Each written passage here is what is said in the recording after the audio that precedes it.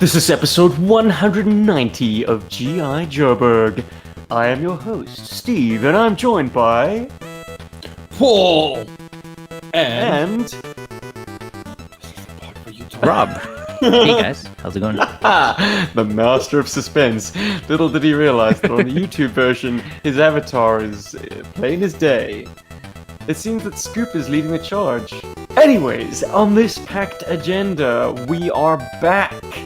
G.I. Joeberg, the three South Africans in the house.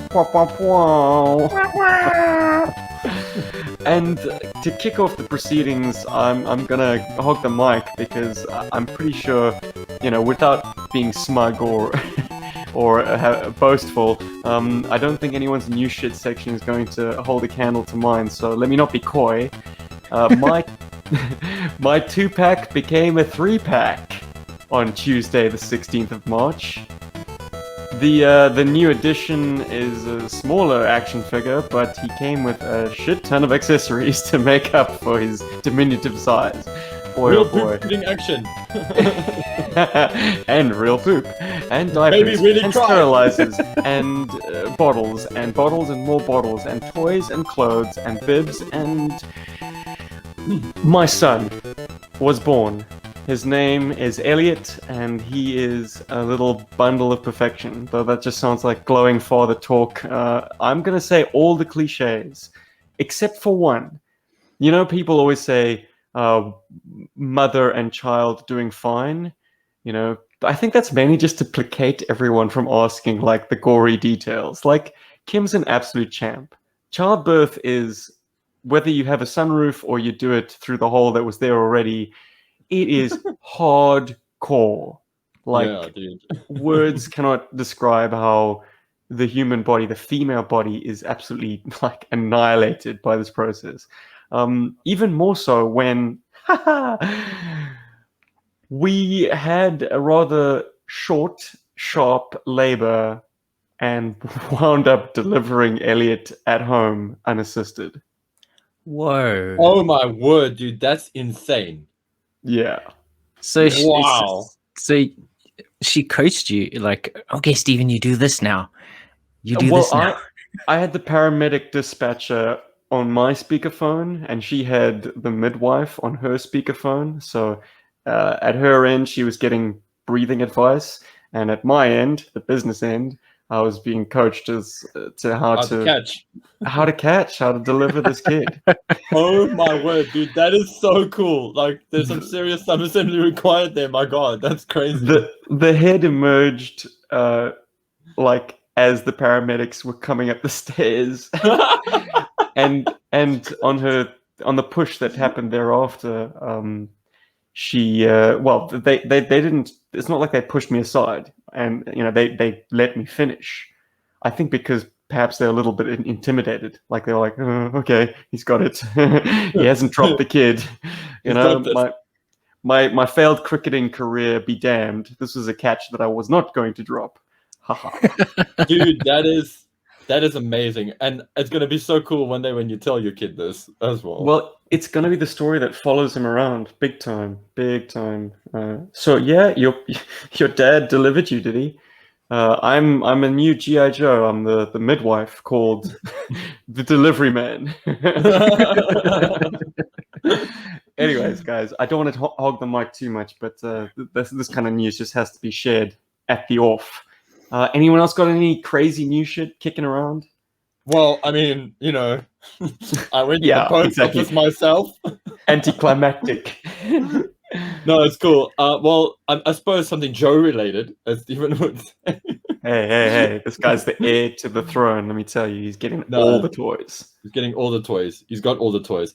No, I got a small, humble little package because I found this cool deal on a local seller's store online, and I couldn't pass it up. And that was a very mint and very complete DJ. I know I can hear everybody going, oh, wow, he got a DJ. That's so cool.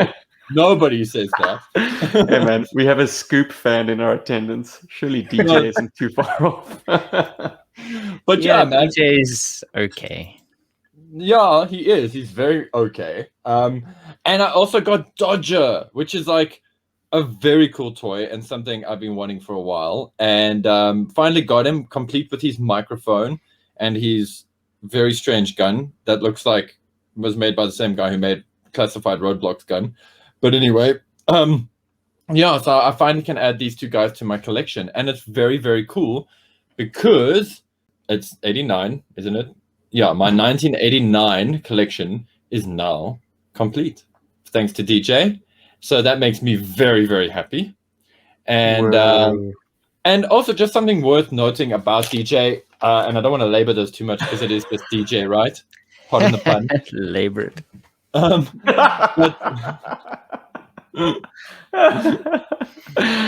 Please continue. I will. There's something about DJ that definitely smacks of Hasbro trying to modernize the figures. I can't explain it better than they try to add things to the sculpting that were, I don't know, I just want to say, like, it feels like DJ was kind of a prototype for a modern sort of feeling in terms of G.I. Joe sculpting. Dare I say, the Joe of the future? Come on, Paul. That's the whole premise of Battle Force 2000. You know, take it or leave it. Surely the designers had some kind of forward thinking in mind when they whipped up these designs. But nothing, and I tell you, nothing can explain the cloven hooves of DJ. What is going on with those boots? Oh, no, they're super transvestite boots, man. They are crazy. That I will. That's a problem. I mean, you know, you can be a transvestite all day long, but like maybe not on the battlefield. Yeah. So like, but I'm referring more to the little pin that sits in his shoulder, you know, and how that's sort of designed and how it's not necessarily part of the sculpt, but how it's something that's actually removable. And it just feels like, you know, Hasbro was sort of trying to play around with that kind of thing as a concept, and then maybe just found that it didn't work because obviously people were losing them.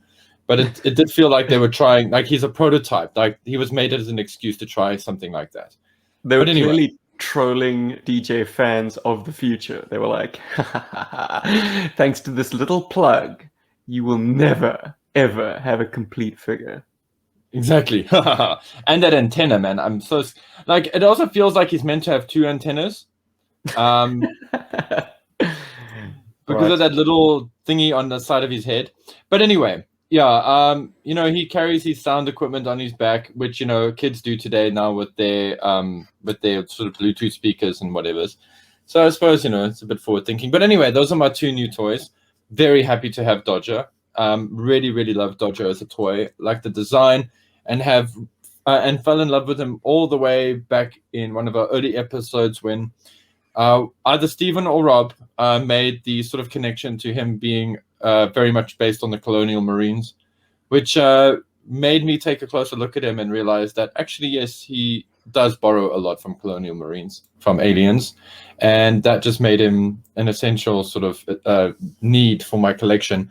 And the reason I haven't gotten one till now is because, honestly, I haven't found one with the mic, and with a figure like Dodger where he has so little actually happening for him, not having the mic would really irritate me. So I'm glad that I just managed to get one.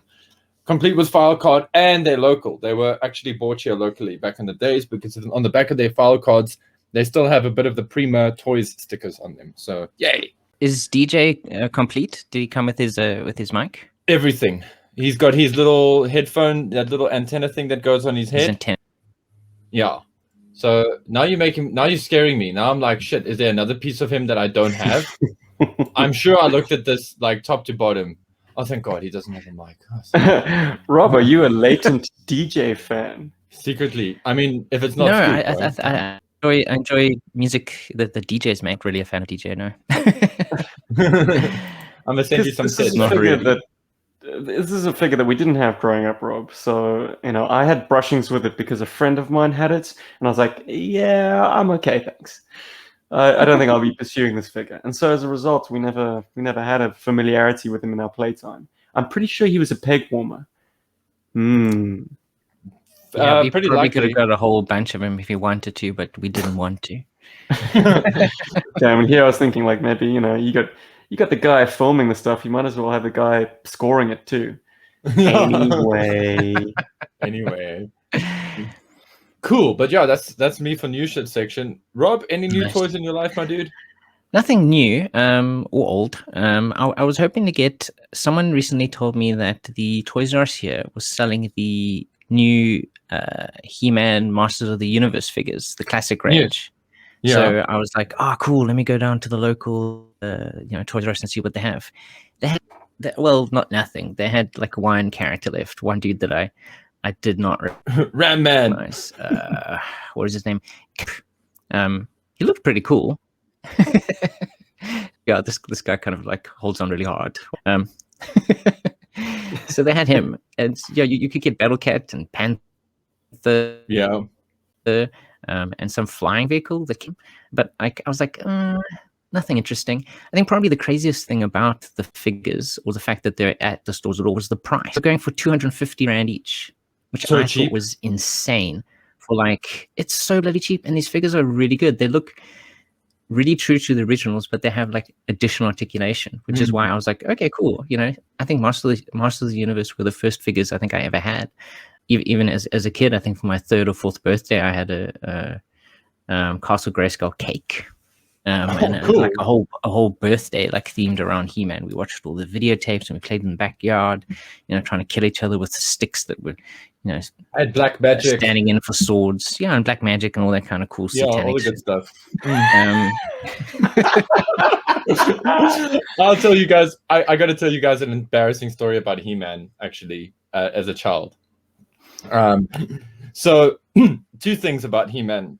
Firstly, just for our American listeners, He-Man in South Africa was basically part of the Satanic Panic in South Africa. So a lot of the if you were Afrikaans, a lot of friends and family members and whatevers would immediately turn around and say He-Man was satanic. It was like the devil, Skeletor was Satan, all those great things. Okay, it was all evil. So I mean, if you were playing with He-Man figures, you were already in some kind of trouble. Even and especially Castle Grayskull, that was like a huge thing. So that's the first thing I want to mention. And secondly, my bro, it's got like a big skull on it, so it must be like in hell. It's got like got a big skull. And Snake Mountain and like all those fancy things like the fear zone and stuff. Anyway, so so that was the first thing. And then the second thing is, like, you guys have seen me on videos. I'm not like this big hulking brute of a man, right? I'm a skinny dude, And so my aunt at one point in my life was like, I should go and play outside and stuff so I can get a tan so I can look like He-Man. Well, that's the best sales pitch I've ever heard to toys. Oh my god. Yeah, so I'm very thankful that for some reason I've always managed to acquire Skeletor and the bad guys in my life, and I think that's why I sort of side with the evil side of like Eternia. But yeah, man, that was like a thing. It was so strange. Like, on one side you're damned because these figures are from the devil, and on the other side you're damned because like you don't look like He-Man with your like little blonde bob haircut and your tan. But I did actually have a Skeletor play suit, and I don't know if you guys ever saw those when you were kids. Oh man, with little muscles on them and stuff. But of course it always looked so baggy on any child. Yeah. Oh jeez. Paul, if you could dig up a picture of you in your Skeletor play suit. Oh, please. If I could, I would totally. I would show it. I have no scorn. I would like take that, Grandma. I'll show you my little blue stick arms. Yeah. Yeah. And I also had his like plastic that like scepter of his, because you see the thing is, and I love my folks, and all of our parents, they do the best they can for us, but my parents were not exactly like the first ones to the toy shop to try and get you your favorite toy kind of people. My mom just walked in. She was like, oh, it says He-Man on it, and Skeletor appeared in my life. And then she walked in and got me a costume. She was like, oh, it says He-Man on it, so Skeletor was my outfit as a child. Because that's what was on the shelves. Nobody wanted to be Skeletor, but apparently little Paul.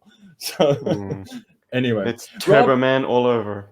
All over the place. And Rob, for the Origin toys, dude, if you want them, they are all over the show in my Toys R Us toy zones up here in Joburg. I'll be more than happy to pick up 1 or 2 for you and throw them in a box and send them your way. I didn't know that you would be excited about them, so I never thought to like put that across to you. But you must just let me know who you want, because at the current assortment... Well, I mean, not super excited. I mean, Yeah, I mean, I'm excited enough. I mean, it's just kind of cool to be able to own a toy, just like buying, vintage G.I. Joes. It's just so cool to think that these He-Man figures are in stores again. I mean, there's one more Toys R Us that I can check out, I think. But yeah, we'll see. This is G.I. Joeberg, not He-Manberg. Yeah, Masters of the Uniberg. Yeah, no, but I mean, I'm just damn it! putting out there. I thought we were He-Berg and Masters of the Podcast, but Yeah. whatever. Okay, we could be Heberg and the Masters of the Podcast, but I still want to shout out to Cody Scalf, who sent me Skeletor and He-Man, because thankfully I can buy Battlecat and Panther, because I've actually got He-Man and Skeletor for them. I'm like, it's great. And anyway, but Rob, that I totally get you, dude, and that's why I picked up a Hordak and a Ninja, because they're just too cool. Anyway. Right, Yeah. with new shit out of the way, guys, we have a topic, and the topic deals with... Everybody had their favorite figures, right? Our avatars on the YouTube version of this podcast make that very plain. But every once in every while, you would issue your favorite figure for someone who is a bit more suited to the environment that the adventure would take place in. We're talking environmental specialists on episode 190 of G.I. Joeberg. So, without further ado, if we went over to a guy's house who had a nice, big, sandy play pit. Sand pit? Yeah, that's what I was going for. Baby brain. And we wanted to create a desert environment with sparse vegetation, no life, very little water. It's a survivalist's dream. Yes, ladies and gentlemen, our first environment takes us to the desert. Which figure would you guys inevitably pull out of the toy box to be your guy? You can play along at home, dear listener. And for those of you in our live studio audience, feel free to chuck in your responses. Yeah. I think we'd probably end up fighting over Dusty. Oh, right. Okay. Because well, he's the only dude I can think of, or to me, who feels desert environment. Oh, okay, cool. No, I feel you on that. Well, the nice thing about this topic is that in some instances, and Stephen painted the picture so well, I can reach back into my past again, which is cool. So in my area, there's like lots of building and stuff going on when we moved in here because there weren't as many houses. And so there were always these big mounds of sand everywhere. And so we would make these like desert kind of bases and things. And even in my own garden, we had this nice mound of sand when we were building the walls higher and stuff. And the figure that I had at the time that actually brought me the most joy for desert operations was actually the Duke, the 1991's Duke, the one that rides on his rocket launcher. That and Sergeant Slaughter ended up being my desert characters, okay? Because I didn't have any desert characters really, so they were my desert specialists because they looked the most desert-y. They were the most brown figures I had. Oh, and yeah, no, I'll save that for later. But, yeah, very good. Yeah. Okay, so we're talking. I think it's a 92. The Battle Core. Yes. Duke that rides his red rocket. Red rocket. We've got some responses from the live studio audience. I'll read them out quickly. Ryan Sweeney says Dusty and Outback, of course. Dusty. I mean, we can't not mention Dusty. MC DJ ACDC says Spearhead and Max. Excellent. I never knew what kind of environment he was camouflaging for. Is it the desert on Earth or the desert on Mars? Either way, he comes with a cool little pet. I don't know. How easily trained are bobcats? Ironmonger says, back in the day, it would be my Tiger Force Dusty. I can only presume that means that you missed out on the original Dusty, Ironmonger. And Gaz says Dusty or Recondo. Yeah, Recondo with his camis makes for a great-looking desert trooper, in spite of the fact that he's specifically tasked with the jungle environment. But I recall using him in desert settings just because of that tan and the good old slouch hat. Yeah. Robbie, how about yourself, brother? Yeah, as I said, fighting over Dusty, I'd probably say Dusty. I think he's the perfect figure for the desert environment. But But the only character that I think I owned was probably the Desert Scorpion. Yeah. As a desert character. I mean, he's basically the The Cobra Desert Troop. Dusty. Yeah, and David the used to- Desert Troop. I mean, you know, he has that same sort of like look to him essentially, but he has a mask on. Yeah, well, David used to dig him. He used to dig holes for the Desert Scorpion and then like cover them up, and then like that was a trap.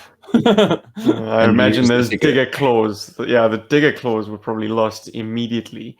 That reminds me of a story. Just in days past, well, during the drama that was last week, I put in a claim on a claim sale on Facebook for a Desert Scorpion, complete with all his gear. Damn it! No, and I'm looking for one. Claim sales, I'm taking a while to get used to this. With eBay, you've got an end date on an auction, and you know when that's coming up, so you can kind of marinate over it and decide what kind of bid you're going to place. With claim sales, it's so immediate. It's like Foster's finger first. Whoever says claim gets it. So there's enormous time pressure, and so you don't often get to scrutinize the pictures as much as you should. Don't worry, I don't have two left or two right digger claws, because yes, there is a left and a right, infuriatingly. Yes, But I've seen that. everything's there except the Except for his figure. crotch. The figure doesn't have his antenna or his the plug on his, the post on the side of his head. I'm like, oh, Oh shit. no! I just clean forgot to look at the damn figure's head. So I'm like, But have you got- That's not good. head's gonna be fine. But you got the accessories, right? Yeah, so that's worth the price That's of a win. admission Yeah. already. Yeah. So even if it means just like donating the parts to Rob's Desert Scorpion, who is extremely mint, I must say, Rob. For a figure that is much loved by you, you took a damn good care of it. Yeah. Yeah, dude, he's in good condition. Desert Scorpions are cool. Yeah, for sure. I don't think he ever Mm. went into in the actual sand. But being Completely the defeating the point of the figure. But being the European release, it didn't come with all the accessories. It came with his gun, his Scorpion, and then just the Red Star rocket launcher. Rocket launcher. Ugh. Boo! Yeah, in fact, to this date, I've only recently become familiar with all of his gear, like the little stick with the missiles on and stuff. So, Oh, it's bizarre. And I'm gonna, I haven't really gotten a chance to make my own mind up, but HCC certainly maintains that it's too much stuff. He's just like, it's unnecessary clutter to have. But then again, this is the inspiration, I think, for the Desert Scorpion. It's another attempt at like getting the Predator worked in to G.I. Joe. Yep. Because he's got like a shoulder agree. cannon. mm-hmm. Yeah, and there's the creepiness factor with the Scorpion, and there's the kind of the mask and the the silhouette made by having that Havelock, that kind of fabric, that kind of gives him the Predator silhouette of the dreadlocks. I don't know. Maybe I'm making this up, but I'd like to think that there's some level of influence there. That these guys I couldn't agree more. Yeah, they're hunters. They're bad dudes. Anyways, gentlemen, I couldn't actually select anything other than Dusty. I think he's just the perfect figure, and he might look simple on the first blush, but there's a lot of complexity to this figure's sculpt and design and choices, and it's just a very satisfying figure. It's impossible to beat, I'd say. I wouldn't say impossible, but I agree with you. Like, the more you look at it, the more you find. Yeah. Moving into our second environment, sadly, us South African kids were deprived in this regard because we seldom saw the white fluffy stuff. So oftentimes we'd have to just take white sheets from the linen cupboard when mom's not looking and plunk them down in the lounge, creating a Arctic tundra. It's a good bit of contradiction in terms. A tundra, a frozen tundra, or a frozen Arctic wasteland. Yes, boys and girls, ladies and gentlemen, if you were heading out into the big white north, which is your go-to figure in the toy box? Actually, I was thinking about this, and I think a really good choice would probably be Storm I'm Shadow, the Arctic Ninja. because I mean he's perfectly equipped to be like a silent killer in a snowy landscape. I mean, yes, most versions of him, have his exposed arms, but I mean you can always imagine he just pulled his his sleeves up, he'd roll them up, and I can just roll them down again. I think he would be good for kind of like an Arctic assassin. Like he can track you anywhere, even into the snow. Um, And I was just looking at these different versions, and like the really cool version, which I think they haven't done again, at least the coloring wise, is the 5th version from 1997, which has kind of like the black stippling or like speckling to it. But I thought that really would work really well in snow. It's similar to kind of his, which is the 2nd version, but it's a lot less intense. Like there's a lot less black on his outfit. So to me, I'd probably try and find that figure specifically to play in the snow with. Oh, okay. MC DJ ACDC leads the charge in the chat box with Big Ben. I must say, I considered Big Ben myself. It's a very, very good figure. It's almost. I did too, actually. Like one of the Russian characters. No, Big Ben. No, not Big not to Bear. be confused with Big Bear. I know, right? they were getting pretty strapped for naming conventions back then. I do it all the time. But Big Ben, the SAS kind of substitute member on the G.I. Joe team, exchange program, I might say. Fantastic sculpt, good cold weather gear, a big old Bergen backpack, grenade pouch, machine gun with bipod. Yeah, man, terrific. And saw later use. I don't know if he kept his name, but I know that in the kind of the Real American Hero collection, they did that mold in white. It's perfect. Sub-Zero we get from Ironmonger, and Gaz says Stalker version 2. Ooh, such a deluxe figure. I'm gonna go with Snow Serpent V1. Once again, so good. I had the image of it on the card back of my mainframe figure, and I had my first blushings with the actual figure design was in the blueprints of the Cobra Wolf, because it shows him riding the side skis like a snowboard. And I'm like, holy crap, what is this figure? This is so well designed. This is so cool. Where is it? When will I ever get to see it? Flash forward to the dawn of the internet, baby. That's when. Yeah. But in hindsight, he's tough to beat. I love the light gray sort of paratrooper jumpsuit with the blue straps and the white on top of that. It's very unusual to have an Arctic trooper who's not in all white, and it's very tasteful. Something I kind of wish they'd kept with a lot more of the Arctic troops, because somehow, okay, I know it's practical for snow troops to be in blinding white. You can kind of conjure up special forces teams around the world wearing like white overcoats and Arctic gear, but in plastic, kind of looks a bit cheap. And I'm looking at you, Frostbite boots. White boots? Come on. Anyways, the fact that they went with this gray color just adds depth to the sculpt, and it's a fantastic sculpt. So much going on. So many grooves and wrinkles and creases. He's not only the perfect snow trooper, I'd say he's the perfect paratrooper as well. He's built to jump from high altitudes, dealing with cold temperatures. So nice. So nice. And the perfect loadout of gear. But that's me. And a great shoe-in for the Genome soldiers on Metal Gear Solid. If you want to a great snowshoe-in. Jokes abound. Jokes. Geez, mine. I'm gonna reach back as well. I'll start this off with like no issues. Stalker version 2 is also my favorite, like Arctic Trooper, because I always thought he was. That's how he always came across to me.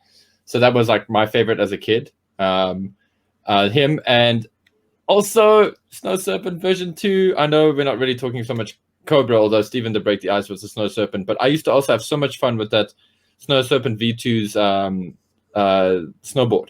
Used to have so much fun with that thing. Like I used to take my bed's blankets and push them into like peaks and slopes, and then just have him like do these cool tricks and everything with it. It was great. I used to love that. That was a great toy. But yeah, I think Stalker is still Stalker version 2 is still my winner for that. And Gaz called it as well. So yeah. MCDJ ACDC in the chat says Snow Serpent V2 jet snowboard on V1 Snow Serpent, painted to match. Now, I assumed at first he was painting the figure to match the board, but now I'm thinking, no, you White paint snowboard? the board to match the figure. No, well, would it be white? Would it be blue? Would it be that gray color? Oh man, hit us back in the chats. But I'd love to see pictures of that if they exist. Should have like a cool Baroness-like design at the bottom, you know, a real snowboard, you know, like have like a cool snowboard design. I think that would be the only setting where I could kind of tolerate an oversexed rendition of the Baroness, because I'm finding like it's a recurring theme with variant covers in the G.I. Joe comic books world. Like every I know, right? Every sort of hitman artist called in to do a cover, like they always do the Baroness looking sexy, and I'm like, boring. I mean, beautiful, but I never felt like she needed to be overtly sexy. She was sexy in like a sexy school teacher who will slit your throat kind of way. Watch yourself. So Ryan Sweeney says that Snow Job should have come with a polar bear. That is terrific. Just like Iceberg perhaps should have come with a killer whale. And I'm not talking about or a seal. The hovercraft. No, man. Didn't he turn into an orca? Yeah, he does. He gets turned into an orca. Oh my goodness. What a wacky cartoon. But let's come in from the cold, boys, because I need a cup of hot cocoa. Let's head into the urban battle. All that. Thanks for the assist. Yeah, man. It's door to door, street to street, close quarters fighting in the concrete jungle. Who do you pick for this assignment? It's going to come as a surprise to absolutely no one. It's Shockwave all the way. But of course, MCDJ answers straight back with Alley Viper, of course. And Rob, what does Rob say? Rob's like, damn it, so many choices. Well, urban environment, lots of power to look at and see to film. I'd actually go Scoop. I knew it. No. We didn't know it, Paul. Because I'll tell you what, in chats leading up to this episode, Paul and I were like, yeah, wouldn't it be funny if Rob just trolled everyone by picking Scoop? Everything Scoop. Yeah, picking Scoop for every single environment. So I thank you, Rob, for taking your foot off the gas there. But I'm sure everyone was expecting it at some point. You can maybe see him in most environments, but... White Scoop. Brown Scoop. I mean, desert. Yeah, he could. There's another to mention it with that kind of like orange look to him. Snow. I think snow would probably be the most difficult environment for him to kind of like blend into. Although with people picking Big Ben, ice cream soup. Maybe ice cream scoop. Vanilla scoop. Vanilla Scoop. Rocky Road Scoop. But yeah, I'd seriously go to Scoop. Scoop would definitely be my choice for the urban environment. On the scene reporting as the shit hits the fan in closely by downtown. Shockwave, but then you have a Shockwave and like... You now have a Shockwave, don't you, Rob? After many years. Yes, I have a pristine vision. You know, not with vision like yours. Well, I now have a Scoop. Hell yeah, dude. So that's how many scoops between all of us now? 5. Yeah, I've had to buy a second. I've had to buy a second Scoop just to get the mic, which sounds absurd, but that's what I've resorted to these days. Oh my goodness! And one modern. So I have 2 vintage. One. Yeah. Modern. You have 2 vintage. Paul, how many collection complete? Does that include Scoop? I have 1 vintage Scoop complete. Yeah. And you've got a carded one, don't you, Robbie? Yeah, you do. Okay, so that 6 scoops. Hell yeah, dude. That's He a says lot I'm of the only one who likes him. Pooper scoop. Ryan Sweeney shoots back with low light. Yes, you need a sniper indeed. The eagle eye up on a tower somewhere, guiding your movements and clearing away. But Paul, who have you got in the trenches, as it were? Going Dude. door to door, kicking some doors down, taking some names. Snake Eyes? No. I'm gonna go back to my childhood again with this. Bullhorn. I used to love Bullhorn as my urban troop guy. He was cool. Of course, it was David's Bullhorn, so I didn't have a Bullhorn personally, but I would use him a lot for those kind of like urban missions because I never had a Shockwave. Always wanted one as a kid, and always wanted an Alley Viper. Couldn't get one, and always wanted a low light. Guess what? Couldn't get that either. So I was very happy with Bullhorn. He was my go-to urban dude. But if I had to choose my personal now with everything that I've got, I really love Lowlight. I think Lowlight is so great, and when I got the modern era figure, that was why I got him. I was just like, oh, this is such a cool toy. This is like the urban dude for me, anyway. So Gaz weighs in with Shockwave hands down, but a standard Viper. And yes, absolutely, we can't overlook the fact that the Viper is well geared to be Cobra tactical. Everything, yeah. Yep. Indeed. Bang, bang. Bye-bye. Gentlemen and ladies, if we might have some ladies in attendance, I would certainly love you guys you gals, to let us know you're out there. But in the jungle environment, we're taking a trip down to the bottom of the garden. The vegetation is thick, and we're under a triple canopy. There's mottled light coming through, but you gotta wear green, otherwise you're gonna stand out like a sore thumb. You gotta wear green or else you're gonna be seen. Damn it, Paul. Why do I always do the talking if you've got all the wit? You need to lead the charge, brother. Damn. No, my dude, you're normally on point. I just understand you're not getting enough sleep. It's all good. Jeez. Any minute now, I'm waiting for like a cry to erupt in the next room. He's never getting enough sleep in 5 years. 25 years. Dad, can I borrow the car?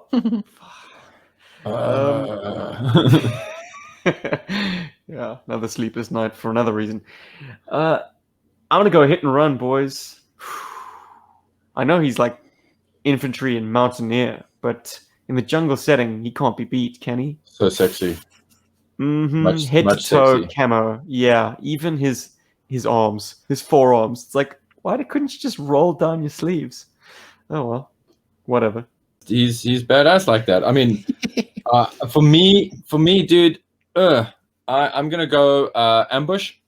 Once again, it's a childhood pick, but I had so much fun with ambush in the garden, setting up his little tent thing that took me a while to get right, and his little green poncho and all that. I used to love that toy so much, even so much so that I put the poncho under his helmet once and then closed the helmet over it, so that it created like a weird kind of a ghillie suit kind of thing. I didn't even know a ghillie suit was a thing. It just made sense to me at first to do that. That's what I did in the beginning. It didn't rip? It didn't stretch a bit. It's like, and it didn't stay in there so much because it's kind of a hard thing to fit in there. But when you're a kid, you just push stuff, right? But yeah, that was my go-to jungle dude. As far as David and I were concerned, he was like invisible, man. When he had his stuff on, he was in the jungle. That was my dude. I didn't know of any other jungle. Yeah, so yeah, but that's mine. Rob, green scoop.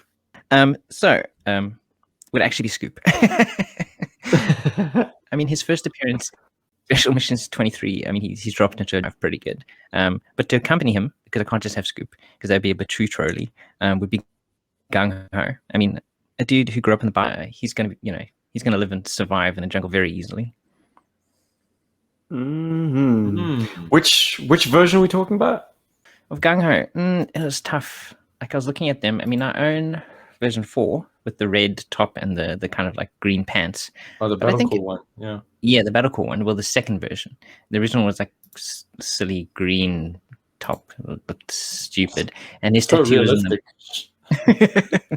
And I mean, it's terrible though, because they tried to copy the positioning of the tattoo on his chest from the original, which was quite large because he had quite an open shirt, but it looks really terrible on the first Battlecore version. It's just like this tiny tattoo that's just below his neck, and it looks awful. So it's nice that they moved it to his arm on the second version. Yeah, I'll probably go with version 4 or version 1. I mean, version 1 is more classic, I think. Nice. Yeah. We got some comments. Beachhead and Night Viper says Gaz. Oh yeah, I was wondering if anyone would go Night Viper. It is the perfect green. I certainly lost my Night Viper in the foliage many a times. In fact, I had Night Viper and Hit and Run around about the same time, and I lost Night Viper and Hit and Run around about the same time.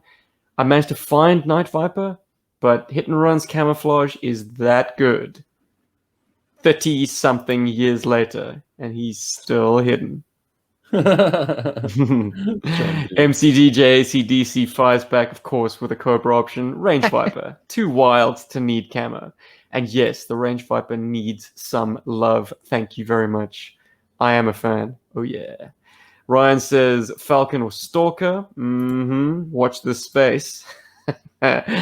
We might be seeing one or two of these characters cropping up in a bit. And MC says Pathfinder, which for me is always going to be a head scratcher. I mean, I know he is a jungle guy, but like, he's just like a gardener, man. He's got this weed whacker. Like, it's bizarre. It's a lot of fun, but I have never been able to take the plunge and buy this figure. But yes, I suppose to me, he just looks too civilian to be a Joe that I would gravitate towards. You know, he's got specs. He's got like a fisherman's hat. He's got like a fisherman's, what would you call it? Like a vest. Whatever. Utility. Like a tech vest thing. Well, it's more like a waistcoat. You know what I mean? You know, and the camo, I suppose the camo works in a kind of a darkened jungle environment when, as I say, there's only this kind of dappled light penetrating the triple canopy. But yeah, man, I got to go green. It's got to be Hit and Run for me, with a close second being Night Viper. And I think a few notable mentions for this theme, because I think there's so many in G.I. Joe that it's worth mentioning. But like Beachhead would be a great jungle trooper. I mean, I'm sure many of us. I know that I certainly went over Beachhead, but I decided to go with my childhood and go with the ambush. And also another great one would be Tiger Force Dusty. Actually, it's actually pretty good for the jungle too. Even though it's not his specialty, he fits in really well. So it's just nice to find a second use for that sculpt, because it's crap that such a great figure almost feels chained to the desert environment. I mean, he's awesome. Let's get more use out of him, please. This is kind of a lot of people's axe to grind with the environment-specific Joes, that they just, like, when did you ever get to play with your snow guys outside of snow environments? I mean, Robot Chicken was very quick to poke fun at the fact that, like, yeah, he's just never leaving that base, man. Yep. Which brings me to a great quickfire topic. Here comes a new challenger. Do you guys think, it's actually a quickfire opinion poll topic, do you guys think it would have been smarter if G.I. Joe had a smaller roster and then gave us different specialty outfits for each character? Or do you guys prefer the fact that we've got so many specialties? So just to clarify that, would it have been cool if we got a jungle version of Stalker, an Arctic version of Stalker, and an urban version of Stalker? And they all had like slightly different sculpts and things like that, but had the right gear for the environment. And the poll goes now. Let me know, ladies and gentlemen. Yes, if you are watching this on YouTube, drop down into the comments section and tell us which side of the divide you stand on. Has your opinion swayed one way or the other, or are you okay with how things turned out? Were you banging the drums when there was a second version of Roadblock released, or a second version of Stalker released, or a second version of Rock and Roll? You know, as these characters moved through time, so did their outfits receive updates? Or were you a fan of brand new characters stepping in to replace the old god? What do you think, Rob? updated a couple of the characters with different environments, or if maybe you'd just taken the ones that were environment specific and gave Derek, as an outfits that would be more useful in other environments, so that you aren't stuck with Snowdrop just being the snow guy. I mean, yes, in other environments, or Dusty can't be in other environments too. So I think maybe a mix, specific ones, and you kind of just keep the other guys the same as they had been. Okay, so you're proposing like an makes alternative sense. solution in that. Yeah, so what I am understanding from what you said is that you would say, like, if a character was like a desert-only character, that we get an alternative of him. But if the character is not like specific to desert or jungle, that we don't get an alternative of him. Is that kind of what that's what I think I would do. I mean, if you think about it, the modern era kind of did, by focusing on very few characters, they did do many updates, but then also they weren't really doing different types of updates. But I think, you take the environment specific ones and give them more generic outfits, then definitely you get a lot more playtime out of those specific characters when you weren't just wanting to play in the desert or in the snow. But then we wouldn't have a cool topic like this.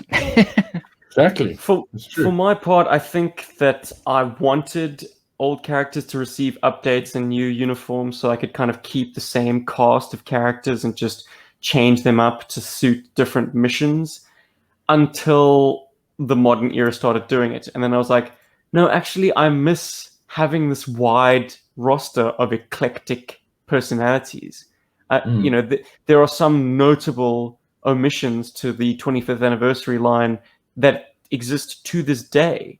So, it's very difficult to complete the collection, as it were, and duplicate your vintage collection in a modern era style without resorting to convention exclusive and stuff like that. So, I almost wish that receiving an Arctic Duke or Arctic Destro or whatever didn't take up a slot that we could have had an Iceberg, or a lesser character fill. So I kind of like the new characters and not just kind of rehashing the old. So yeah, my opinion has kind of swung back the other way. Gents, I think we have time for one more environment, and I'm going to let our live studio audience decide. Is it going to be aquatic, airborne, or space? Take a minute to decide and let us know your option in the chat box: aquatic, airborne, or space. In the meantime, we have our first Postbox The Pit audio file. Yes, ladies and gentlemen, we have got a response. If you'd like to send us a voice clip, you can email it to arealsouthafricanhero@gmail.com.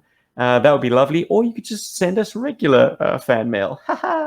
We love to hear from you. Of course, anything that you write to us on any of our socials, be it Facebook, be it Instagram, be it the YouTube comments thread, might just be read out on a future podcast. So watch out. Without further ado, here is Mr. Troy Smith's voice note. Hello, G.I. Joe Berg. It's me, Crazy Legs. I've been having a question I've been wanting to ask you. I've been looking at Golobulus, and that guy is so weird, that weird telly thing he has. Let's say that you're going to give him an otolaryngoscopy, and you're going to take a screwdriver and unscrew that little screw at his back, rip that tail off of him, and apply some new hips and legs to him. Whose hips and legs would you put on that guy? And one thing, please, don't pick my legs. I really like my legs. I like my legs so much, it's in my code name. I'll be talking to you later. Good day. Oh, cool. Thank you, Crazy Legs. Guys, I purposefully did not screen this voice notes. This was an unscreened question. Yeah. Same here. So that we could all, so that we could all kind of respond to it live. That's fascinating. So just like Ariel in The Little Mermaid, Golobulus is going to shed his tail and grow legs and hopefully dwell on land and maybe kiss Prince. Is it Prince Eric? Whatever. That's going to be creepy. I'll get Prince Eric's legs. You better kiss the globulus. Jeez. Blah blah blah blah blah blah blah blah blah blah Just- blah blah blah blah blah. You got to kiss the bulus. Sorry. Just at the top of my head, I'm thinking Crocmaster because that big old eye on his belt and the crocodile skin at least brings out some of that reptilian texture that Golobulus's tail had. Dude, I would even go as far as to just say that, like, I mean, I wouldn't even go that far. Just the fact that he has the belt with the eye is such a great separation. You know, it gives it a good excuse to have an open shirt, you know, as Globulus does, or open torso. So that's a good one. I like that one. Rob, what say you? I was just thinking, because I was looking at Dodger earlier. Dodger's legs actually bottom might be quite interesting because he kind of has like a cool like green band across his kind of like upper crotch area, and then he kind of has like the greeny legs and the kind of padded knees, gray in gray. I think the color scheme could actually work quite well. And if the you had use to paint you it, really have for a Dodger. hey, I think it's a great toy. Paul, you can't jump on my suggestion. I took it first, so you I'm can't not taking your suggestion. I've still got my suggestion. I'm just saying that it's a good choice. I think it's a good choice. Yeah. What about Rob's? It's an okay choice. He's agreeing with you. I think Rob's choice works, but it does need a little bit of paint. Dodger's okay. And I think if the Dodger's legs were painted in a color scheme to match the rest of Globulus a little bit more, you know, maybe paint the gray parts into like some kind of like pink or kind of bright green or something. And even those boots kind of have like a sort of a reptilian kind of concept to the feel to them. I think it would definitely sell the Globulus thing, but it does need a bit of paint work. And yeah, and then that very interesting weaved sort of sash that would now be it would become a sash, but I mean it's the rest of the shirt. That would actually creates a very cool like sort of snake skinny texture, which could I suppose you could play around with that a little bit. Yeah, that could be very cool. Actually, I like that as well. That's a nice choice, Rob. For me personally, I would go Hydro Viper, just because I like those. Those feet. are both good choices. Thanks, man. Yeah, I like the Hydro Viper's feet, and I like how sort of slim it is, and it's got the sheath, the knife sheath, and it just feels like that's what Globulus would probably have as legs. It just works for me. Plus, the belt is a nice separator. You know, it separates the upper and lower body. Although I do have to call it and say that I think Crocmaster was actually the best choice. So go you, Stephen. Well, you're gonna love my follow-up then. Like, what if Globulus, you know, in order to shed that tail, he'd have to do the one thing that he can't stand, which is adopt technology. Like, maybe it's a torture. Like, maybe he was cut in half and had to, I don't know, seek out the help of Dr. Mindbender or Mars to regain his mobility. So they actually fixed him up with Overkill's bottom half. I think the colors really work. It's a dark black sort of crotch piece, and then there's this sort of spindly, like gold legs, and the kind of the feet. Overkill's feet have that medieval knight in armor kind of division to it. I just think those colors are wild and dangerous and gross. Might be kind of fun. Snake Man mixed with machine. Be interesting. Yeah, I mean, but Crazy Legs, that was a great topic. Thank you. Your love of legs is very evident. I think basically water, the aquatic. Bat would work too. Yeah. But our votes are in, guys. Our final environment. We're taking our toys to the beach or a pond or a big lake. I don't know. Paul, are you taking it to like the sewage works in Joburg? Yeah, and the bath afterwards. But the character and toy I would take would be Undertow. That is so after playing in the sewage works with the Undertow, you kind of dip him in the bath like a tea bag, like just turn the bath brown. Yeah, that's what we do. Yeah, that's what we do here up in Joburg. No, Dirty man, Joburgers. It's so terrible. Hey, listen, I'm so scared of losing that toy in Immerentia as well. But yeah, like, listen, there are. I think from a toy perspective, there are probably maybe better toys for the job. But I think Undertow is not. I think Undertow is my absolute favorite for water job stuff. I love Undertow, and it also links nicely to my childhood as well. So yay. It also links nicely to a previous podcast where we pitted Undertow against, get this, Hydro Viper, which was going to be my pick because he was my first diver figure as a child, and I used him absolutely everywhere. They look fantastic, manning a Cobra Bug, which is another firm favorite vehicle of mine. But I'm going to flip and just say that on character alone, this guy is very difficult to ignore, and his almost stereotypical Popeye appearance make him stand alone in G.I. Joe completely. Yes, ladies and gentlemen, I'm going Sunbow on you, as it seems, with Shipwreck. Ah. If we are playing in an aquatic environment, I would reach for Shipwreck 9 times out of 10, just because it's his domain and it's where he really shines. And that wisecracking Jack Nicholson Han Solo type, it's just such a great draw. I mean, the character writes himself. It's beautiful. So yeah, great fun. And also, just like Dusty V1, a deceptively complex figure. You know, blue on blue, but then you take a little bit closer and they're 2 fantastic tampos. The tattoo and the rank insignia on the shoulder. Mhm. He comes with fabulous accessories, even if they are head scratches. The percussion pistol is beautiful, and when you get him to hold it with the sort of the lanyard around his forearm, Looks too cool. so cool. Polly is a character in and of himself or herself. Can't tell what the gender of the bird is. Itself. But getting 2 characters for the price of 1, yeah, man. Love that figure. Robbie, round us out, brother. Who are you taking into the aquatic domain? Well, you taking Shipwreck frees me up to finally play with Hydro Viper. No way. Oh, Cool. That is a fantastic figure. I mean, eels are absolutely amazing. I mean, they're definitely the most professional looking underwater figures, I think. But Hydro Viper just feels like he belongs in the water. And I've always enjoyed his kind of like very organic look to him. But I never got to play with him because you're always playing with him. So I think, True if you're story. going to take Shipwreck, you're going to be pitted against Hydro Viper. Some great suggestions in the comments. MC DJ ACDC chose the original Cobra Eel and Copperhead. He's not a diver, but he's No definitely on surprise top of the there. ocean, which is true.